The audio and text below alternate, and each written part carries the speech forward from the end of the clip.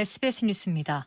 정세균 국무총리는 중앙재난안전대책본부 회의에서 황금 연휴가 끝나는 오는 6일부터 생활 속 거리두기로 전환하겠다고 밝혔습니다. 이에 따라 6일부터는 그동안 문을 닫았던 시설의 운용이 단계적으로 재개되고 각종 모임과 행사도 방역 지침 준수를 전제로 원칙적으로 가능해집니다. 또 학교 등교 수업도 순차적으로 추진되는데 구체적인 등교 수업 시기와 방법은 내일 교육부 장관이 발표할 계획입니다.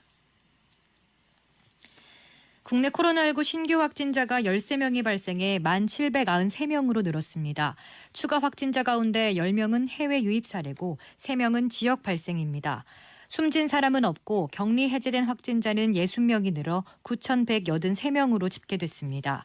방역당국은 감염 예방 수칙을 준수해달라고 거듭 당부했습니다. 정부가 긴급 지원이 필요한 취약계층 280만 가구에 내일부터 긴급 재난지원금을 현금으로 지급합니다.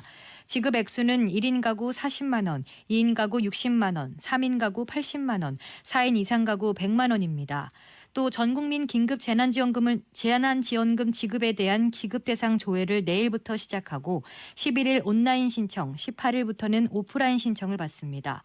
신청은 공적 마스크 오부제 판매처럼 진행합니다. 합동참모본부는 오늘 아침 7시 41분 중부전선 우리군 지피에 북측에서 발사된 총탄 수발이 피탄되는 상황이 발생했다고 밝혔습니다. 이에 우리군은 10여 발씩 두 차례에 걸쳐 경고 사격을 한 뒤 중단을 촉구하는 경고 방송을 했습니다. 우리 측 인원과 장비 피해는 없는 것으로 파악됐습니다. 군은 일단 북한의 의도적인 도발 가능성은 낮은 것으로 보고 오발 사고 등 모든 가능성을 열어두고 북측의 의도를 분석하고 있습니다. 또 이번 총격이 일체 적대 행위를 전면 중지하기로 한 9월 19일 남북 군사 합의를 위반했다고 지적했습니다. 트럼프 미국 대통령은 트위터에 김정은 북한 국무위원장이 20일 만에 등장한 데에 대해 건강한 모습으로 돌아와 기쁘다며 환영의 뜻을 밝혔습니다. 또 이번 주말에 김 위원장과 이야기를 나눌지도 모른다고 말했습니다. 한편 뉴욕타임스는 건강 이상설에 이어 사망설까지 나돌았던 김 위원장이 모습을 드러내자 세계가 북한에 대한 그릇된 정보에 얼마나 취약한지를 다시 한번 보여준 것이라고 평가했습니다. 경찰이 사망자 38명이 발생한 경기 이천 물류창고 공사장 화재 현장에서 유해와 유류품 등을 찾기 위한 2차 정밀 수색을 벌이고 있습니다. 앞서 1차 수색에선 희생자 유해 일부와 휴대전화 등 유류품을 발견해 국립과학수사연구원에 감식을 의뢰했습니다.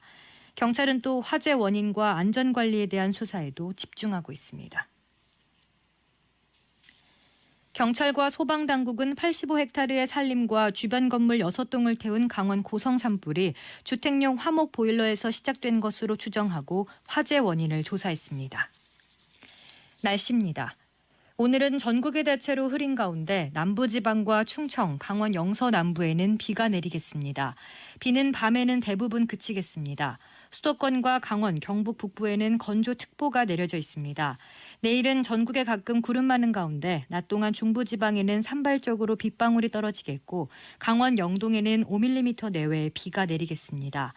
아침 최저 기온은 전국이 14도에서 18도, 낮 최고 기온은 19도에서 30도가 예상됩니다. 서울의 현재 기온은 27도, 습도는 52%입니다. 주시은입니다. 뉴스를 마칩니다. SBS